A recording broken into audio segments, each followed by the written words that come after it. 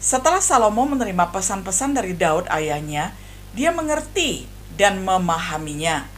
Yang berikutnya, Salomo melakukan seperti yang dipesankan oleh Daud ayahnya.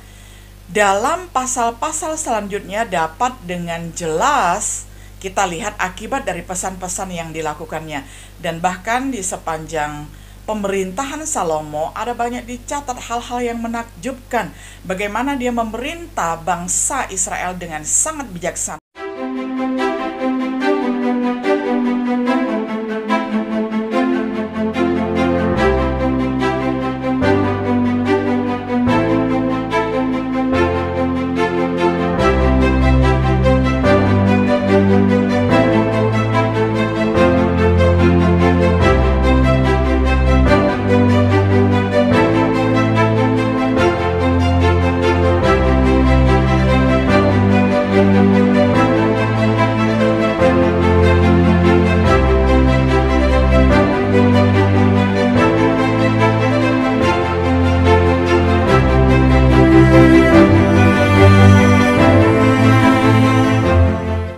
Shalom, sahabat setia yang dikasih oleh Tuhan.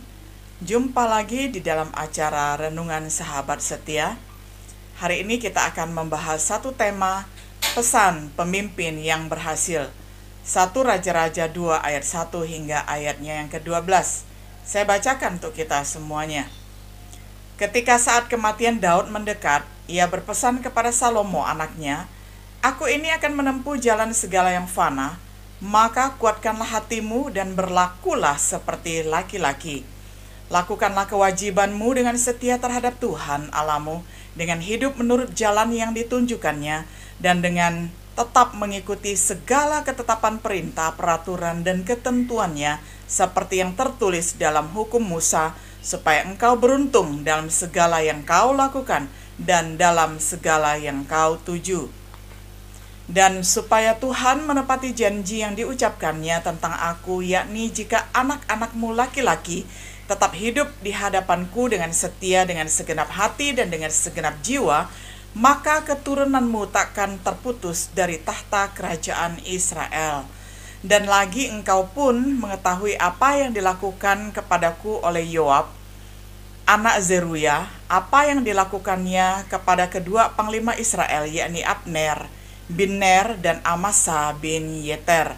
Ia membunuh mereka dan menumpahkan darah dalam zaman damai seakan-akan ada perang, sehingga sabuk pinggangnya dan kasut kakinya berlumuran darah. Maka bertindaklah dengan bijaksana, dan janganlah biarkan yang ubanan itu turun dengan selamat ke dalam dunia orang mati. Tetapi kepada anak-anak Barzilai, orang Gilead itu, haruslah kau tunjukkan kemurahan hati. Biarlah mereka termasuk golongan yang mendapat makanan dari mejamu, sebab mereka pun menunjukkan kesetiaannya dengan menyambut aku pada waktu aku melarikan diri dari depan kakakmu Absalom.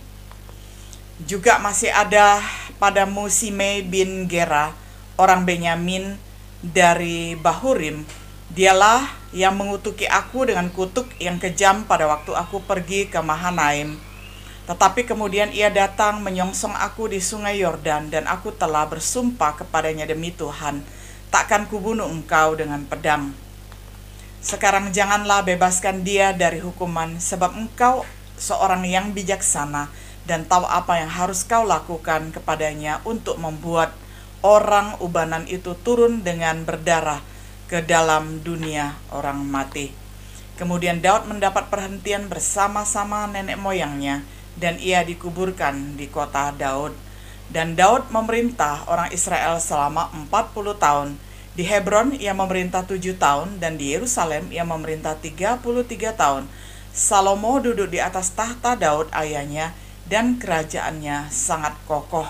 Sampai sedemikian jauh pembacaan firman Tuhan dari 1 Raja-Raja pasal 2 ayat 1 hingga ayat yang ke-12.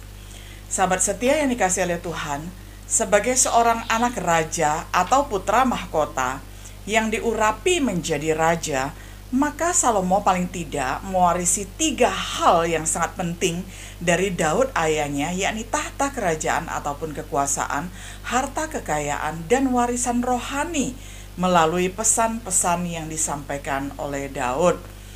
1 Raja-Raja 2 ayat 1-12 yang kita baca mengungkapkan tentang pesan-pesan Daud yang terakhir yang disampaikannya kepada Salomo anaknya yang baru saja diurapi menjadi Raja Israel. Ada beberapa hal yang perlu diperhatikan dari firman Tuhan ini mengenai pesan-pesan rohani tersebut.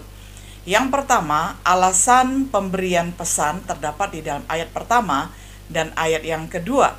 Salomo masih muda ketika diangkat menjadi Raja Israel. Ada yang berpendapat bahwa usianya baru 12 atau 15 tahun. Salomo sendiri mengakui bahwa ia masih muda dan belum berpengalaman, pasal 3 ayat 7. Sedangkan Daud ayahnya sudah tua dan akan menempuh jalan segala yang fana. Satu sisi Salomo masih membutuhkan ayahnya, tetapi di sisi lain maut sudah tidak dapat ditawar-tawar lagi. Maka adalah suatu yang mutlak bagi Daud yang sudah banyak makan asam garam untuk memberikan pesan-pesan kepada Salomo anaknya. Karena Daud adalah seorang raja yang mempunyai hubungan khusus dengan Tuhan, maka pesan yang disampaikannya kepada Salomo yaitu menyangkut cara hidup seorang raja yang berkenan kepada Tuhan, seperti menjalankan pemerintahan yang bersih dan membersihkan pemerintahannya dari orang-orang yang tercemar. Pesan-pesan rohani yang berupa ajaran-ajaran dan nasihat-nasihat firman Tuhan adalah suatu yang mutlak untuk kita ataupun orang tua yang perlu kita sampaikan kepada anak-anak kita atau generasi selanjutnya. Ulangan 6 ayat 7 menekankan tentang hal ini. Haruslah engkau mengajarkannya berulang-ulang kepada anak-anakmu dan membicarakannya. Jangan tunggu waktu kita akan mati baru kita memberikan pesan rohani sebagai warisan terakhir, tetapi pesan tersebut dapat kita berikan mulai dari sekarang. Adakah waktu bagi kita sebagai orang tua untuk memberikan pesan-pesan rohani kepada anak-anak kita? Kemudian yang kedua, isi pesan ayat 3-9. Hal yang pertama adalah menyangkut hubungan pribadi dengan Tuhan ayat 3. Pesan yang disampaikan oleh Daud di dalam ayat 3 ini merupakan pesan penting dalam hubungan Salomo dengan Tuhan. Ada dua hal yang menjadi tekanan, yaitu hidup menurut jalan yang ditunjukkan Tuhan. Yang kedua, tetap mengikuti segala ketetapan perintah Tuhan dan sebagainya. Daud sangat menekankan hal ini karena ini merupakan hal yang mendasar. Hal ini dapat dimengerti dengan ungkapan Daud sendiri, yaitu lakukanlah kewajiban dengan setia. Saudaraku, lakukanlah itu adalah suatu perintah, yakni Daud memberikan suatu perintah kepada putra mahkotanya, yakni Salomo, supaya melakukan perintah Tuhan, ketetapan-ketetapan Tuhan, supaya beruntung Salomo ketika memerintah. Di dalam kehidupan Salomo menjadi sukses dan gilang gemilang. Lalu kewajiban. Untuk melakukan kewajiban, ini adalah hal yang mutlak. Kita harus mengimbangi hak dan kewajiban itu adalah hal yang tidak bisa ditawar-tawar. Itu mutlak dilakukan, dan itu dipesankan oleh Daud untuk dilakukan oleh anaknya Salomo. Lalu, dilakukan dengan setia. Nah, setia ini berkaitan dengan hal yang berkelanjutan. Dilakukan secara kontinu, dilakukan secara berkesinambungan, tidak putus-putusnya. Yang kedua, menyangkut hubungan bangsa yang dipimpin dengan Tuhan, ayat 5-9. Pesan yang kedua ini memang nampaknya agak langka, dan seolah-olah Daud memendam pada mereka, yakni Yoab dan Simei. Namun sebenarnya tidak demikian. Bukankah Daud telah bersabar bertahun-tahun lamanya terhadap Yoab, serta kutukan Simei sudah diampuninya? Tetapi bagaimana hukum yang berlaku di Israel bahwa janganlah kamu mencemarkan negeri tempat tinggalmu, sebab darah itulah mencemarkan daerah itu, maka bagi negeri itu tidak dapat dijadikan pendamaian oleh karena darah yang tertumpah di sana, kecuali dengan darah orang yang telah menumpahkannya. Nah, itu tercatat di dalam Bilangan 35 ayat 31 dan sampai 33. Dan Daud merasa mempunyai tanggung jawab untuk menuntaskan hal ini melalui anaknya, yakni Salomo. Janganlah engkau merasa sayang kepadanya, demikianlah harus kamu hapuskan darah orang yang tidak bersalah dari orang Israel supaya baik kepadamu. Nah, Ulangan 19 ayat 13. Yoab telah melakukan pembunuhan terhadap Abner dan Amasa, dan pembunuhan itu sudah terjadi di masa lalu 30 tahun yang lalu. Daud merasa bertanggung jawab untuk meneguhkan hukum Tuhan walaupun dia terlambat melaksanakannya, dan inilah yang termaktub di dalam pesannya kepada Salomo anaknya. Simei bersalah karena dia golongan melakukan pengkhianatan, ya, orang yang melakukan kudeta dan penghujatan karena ia mengutuk orang urapan Tuhan, dan dia harus dihukum. Pesan ini disampaikan kepada Salomo supaya hukum Tuhan ditegakkan dan tidak ada sesuatu yang mencemarkan bangsa Israel di hadapan Tuhan. Anak-anak sangat membutuhkan orang tua sebagai sahabat mereka yang juga dapat memberikan arahan-arahan, penjelasan-penjelasan mengenai banyak hal lewat pengalaman dan pengetahuan orang tuanya. Yang ketiga, tujuan dari pesan wasiat.